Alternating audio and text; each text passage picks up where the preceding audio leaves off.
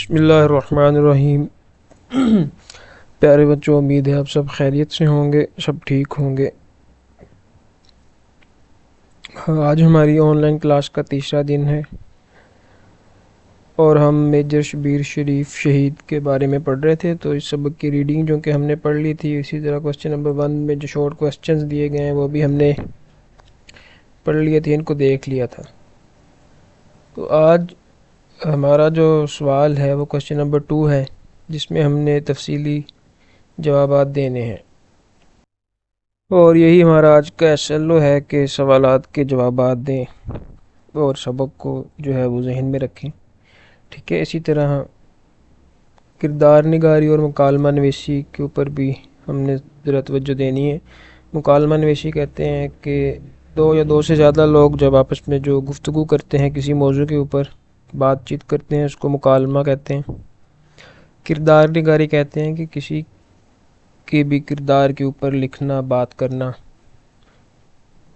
کسی کے کردار کو بیان کرنا، ٹھیک ہے۔ تو اب ہم اپنے سبق کی طرف آتے ہیں۔ میجر شبیر شریف نے شدید زخمی حالت میں اپنے ساتھیوں کو کیا پیغام دیا؟ جب میجر شبیر شریف شدید زخمی حالت میں تھے تو ہم نے سبق میں پڑھا ہے، یہاں پر میں آپ کو دکھا بھی دیتا ہوں۔ اس کا کوئی تفصیلی جواب نہیں ہے، ایک چھوٹی سی ان کی جو ہے وہ بات ہے، ایک پیغام ہے جو انہوں نے زخمی حالت میں اپنے ساتھیوں سے کہا۔ تو یہاں لکھا ہے کہ جامِ شہادت نوش کرنے سے پہلے شدید زخمی حالت میں انہوں نے ساتھیوں کو پیغام دیا کہ دشمن کی شکست قریب ہے، ڈٹے رہو۔ یہ ایک چھوٹا سا پیغام ہے، بہرحال انہوں نے اس کو تفصیلی سوال میں ڈال دیا ہے، لیکن یہ ایک یہی پیغام ہے جو ہمیں ملتا ہے سبق میں، ٹھیک ہے۔ اس کے بعد کوسچن نمبر 2 ہے کہ اگر کبھی آپ کو ملک کے لیے جان قربان کرنے کا موقع ملا تو آپ کا رد عمل کیا ہوگا؟ اپنے الفاظ میں تحریر کریں۔ اب یہ تخلیقی سوال ہے کہ اگر آپ کو ایسی سچویشن آ جاتی ہے، ایسی صورتحال کا سامنا کرنا پڑ جاتا ہے کہ آپ کو اپنے ملک کے لیے جان دینی پڑے، تو آپ کا رد عمل کیا ہوگا؟ تو ہمارا رد عمل جو ہے وہ ظاہر ہے، بالکل یوں ہوگا کہ ہم اس کو اپنے لیے سعادت سمجھیں گے، ٹھیک ہے۔ میرے لیے یہ ایک اعزاز کی بات ہوگی وطن کے لیے جان دینا۔ اب ظاہر ہے جان دینا کوئی آسان کام نہیں ہے اور ایک قیمتی چیز ہے، لیکن اب وطن اگر سامنے آ جاتا ہے تو ہمیں جو ہے وہ جان کی قربانی دینے سے بھی دریغ نہیں کرنا چاہیے، ٹھیک ہے۔ تو یہ ہمارا ایک رد عمل ہوگا کہ وطن کے لیے ہم کچھ بھی کر سکتے ہیں، کسی بھی طرح کی قربانی دے سکتے ہیں، اور چونکہ ہمارا تو یہ ماننا ہے کہ جو شہید ہوتا ہے وہ تو زندہ ہی تب ہوتا ہے جب شہید ہوتا ہے، جیسے اللہ تعالیٰ کہتے ہیں نا کہ تم ان کو مردہ نہ کہو، یہ زندہ ہیں اور ہم ان کو رزق بھی دے رہے ہیں اور تمہیں اس بات کا علم نہیں ہے، ٹھیک ہے۔ تو وطن کے لیے جان قربان کرنا ہو، مال ہو، چاہے اور بھی کسی طرح کی قربانی ہو، تو ہم جو ہے وہ اس سے دریغ نہیں کریں گے، اور ہم اللہ تعالیٰ کا شکر ادا کریں گے۔ اللہ تعالیٰ نے ہمیں یہ موقع دیا کہ ہم اپنے وطن کے لیے جان کی قربانی دے سکیں۔ تو مطلب یوں کہا جا سکتا ہے کہ وطن کی قربانی کے لیے جو میرا رد عمل ہوگا وہ یوں ہوگا کہ میں اللہ کا شکر ادا کروں گا، اپنے وطن پر فخر کروں گا، اور اپنی قربانی پر قربانی جو ہے میں بڑی اطمینان سے دوں گا، ٹھیک ہے۔ تو ابھی ایک تخلیقی سوال ہے، اس کو آپ مختلف انداز میں بیان کر سکتے ہیں، ہر ایک کا رد عمل مختلف بھی ہو سکتا ہے، ٹھیک ہے۔ تو اس کو آپ ذرا اپنے انداز میں بھی لکھ سکتے ہیں، بلکہ بہتر یہی ہے کہ آپ اپنے انداز میں لکھیں اس کو۔ اس کے بعد آ جائیں کوسچن نمبر 8 پہ سبق کا خلاصہ ہے۔ خلاصہ کہتے ہیں یعنی کہ کسی بھی چیز کو خالص کر دینا ہے یا نچوڑ کر لکھ دینا۔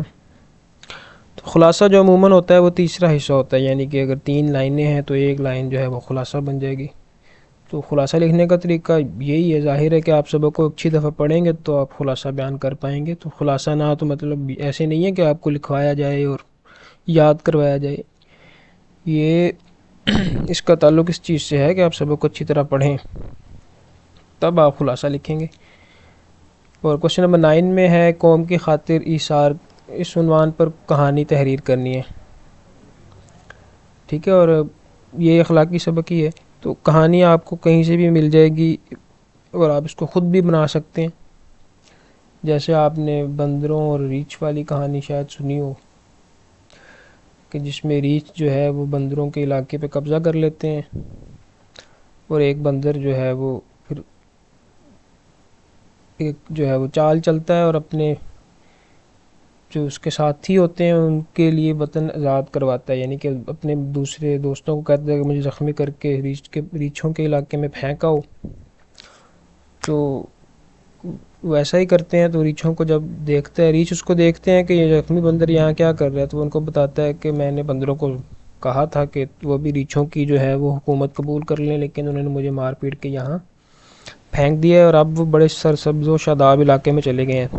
تو ریچھ جو ہے اس کی باتوں میں آ جاتے ہیں اور اسے کہتے ہیں کہ ہمیں بھی وہاں لے جاؤ، ہم تمہارا بدلہ لیں گے۔ تو اس طرح بندر جو ہے وہ ان کو کسی دوسری جگہ میں کہیں دور لے جاتا ہے جہاں سے واپس آنا ممکن نہیں ہوتا۔ تو یوں وہ اپنی قوم کے لیے ایک قربانی دے دیتا ہے۔ اس طرح کی اور بھی بہت سی کہانیاں ہیں، تو میں نے مختصر آپ کو بتا دی ہے، تو آپ لوگوں نے اس کو دیکھ لینا ہے۔ اور ہوم ورک میں آپ نے سبق میں سے 5 مشکل الفاظ اور ان کے معنی لکھنے ہیں اور اپلوڈ کر دینے ہیں، میں جو ہے وہ چیک کر لوں گا، آپ کو ہوم ورک واپس بھیج دوں گا، ٹھیک ہے۔ اپنا ڈیٹ، نام جو ہے وہ ID اچھی طرح لکھا کریں، اور دھیان سے ہوم ورک جو ہے وہ شیئر کیا کریں۔ بعض بچے جو ہے وہ میتھس کی جگہ اردو کا شیئر کر دیتے ہیں، بعض بچے اسلامیت کی جگہ جو ہے وہ انگلش کا، یعنی کہ وہ سبجیکٹ جہاں جو ہے اسی جگہ پہ اس کو شیئر کریں، ٹھیک ہے۔ تو اپنا خیال رکھیں، یہی ہمارا آج کا کام تھا۔ فی امان اللہ۔